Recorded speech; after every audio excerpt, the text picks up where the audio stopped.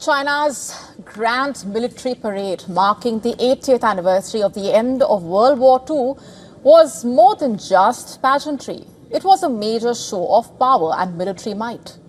With China unveiling an array of new weapons for the world to see, China rolled out advanced hypersonic missiles, robotic dogs, and a submarine-launched ICBM with a global strike range. But the real story here is not just in what China put on display, but also in what it chose to leave out. And tonight we're looking at the weapons that caught the spotlight, the message they were meant to send out, and the ones left between the lines. Let's start off with DF-5C. One of the standout additions to the People's Liberation Army Rocket Force Parade was DF-5C ICBM. It is an updated variant of an intercontinental ballistic missile that first entered service in the 1970s. According to Chinese media, it has a global strike range. According to Hong Kong-based newspaper South China Morning Post, the silo-based DF-5 series missile can travel more than 13,000 kilometers. It is known to be able to carry up to 10 multiple independently targetable re-entry vehicles, MIRVs. They contain several warheads that can each be aimed at different targets, basically. That's not all. Perhaps the biggest one was the unveiling of the DF-61, an entirely fresh design that was on display. Its size alone suggesting it's almost certainly an ICBM. In fact, in recent years, US intelligence has reported that China tested a fractional orbital bombardment system, which is a Cold War era concept in which a nuclear warhead is placed into partial orbit, circling the globe until directed to strike a target. It is unclear if the DF-61 is tied to that program, but according to observers, its heavy launcher would certainly support such ambitions.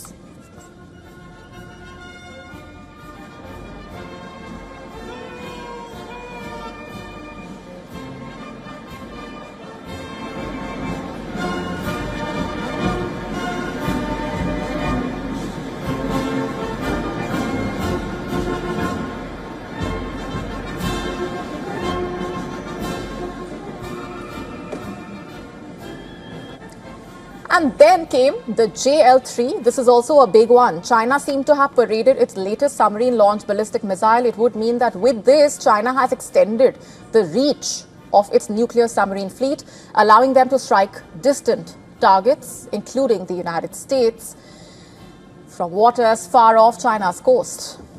And with the JL-3, China moving closer to a fully credible nuclear triad. That is land-based ICBMs, air-launched missiles and bombs, and submarine-launched missiles. That ensures a second strike capability in any nuclear exchange, making China's arsenal far harder to neutralize in a first blow.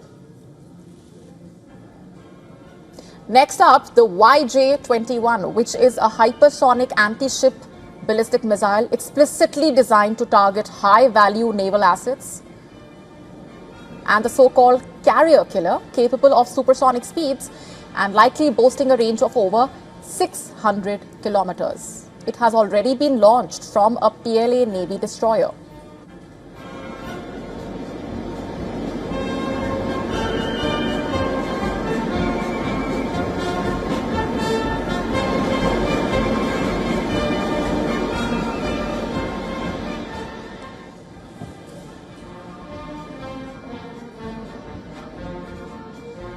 Joining the arsenal also was the YJ-17, which is another hypersonic anti-ship missile, believed to have a range of more than 700 miles while traveling at many times the speed of sound. It may even be a wave rider, which analysts describe as a missile that rides on its own shock waves, basically, to increase speed and efficiency. Shown off on a truck at the parade. Its real danger comes if deployed aboard Chinese warships, where it could threaten enemy carriers even beyond traditional anti-access or area denial zones.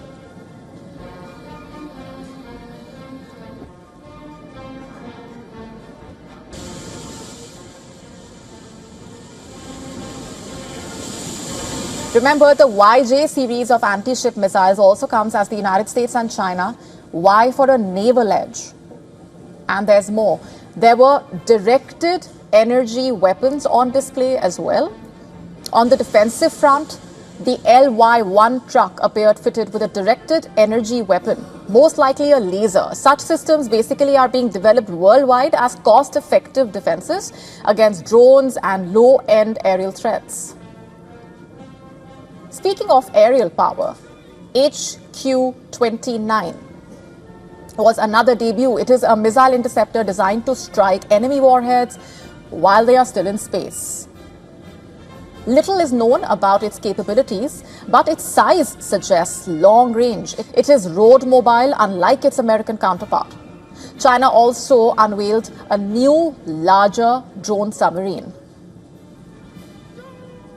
or what is called an unmanned underwater vehicle. It could be used for intelligence gathering, surveillance, or more offensive missions like mine laying.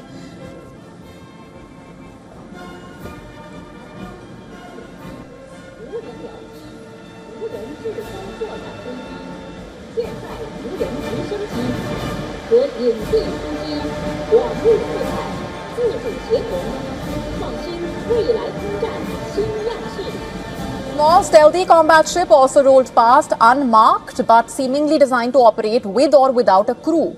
Its design included features to reduce detection like concealed antennas, and then the showstopper in a way, a legion of robot dogs. Beyond the novelty, they basically represent China's push towards what is described as an intelligentized warfare. And these quadruped robots marched out in formation, hinting at battlefield roles from reconnaissance and cargo transport to, if weaponized, direct combat. Now, their level of autonomy is unclear, of course, but Beijing may be signaling a future where such machines operate independently, unleashing literal hounds of war. Let's now talk about the rather surprising omissions from that grand parade, seemingly. Despite China's display of various missile forces, the DF-27 and the DF-41, known to be the country's most advanced intermediate-range hypersonic missile and ICBM, respectively, did not appear in the parade. According to reports, the fact that they were not shown off is believed to stem from China's emphasis on the latest development of its rocket force and to showcase weapon systems that have not yet been publicly revealed. Also, we didn't get to see the two sixth-generation stealth fighter jets, unofficially dubbed the J-36 and J-50. That drew global attention when they made their first flights at the end of last year, remember. China has been testing them, and their existing prototypes are so large that they are currently only mounted on warships. So that could be a reason why they did not appear at that parade. Either way, what was on display was a grand display of power, military might, and a message that China was ready to take on any power. To stay up to speed with the latest news, download the WION app and subscribe to our YouTube channel.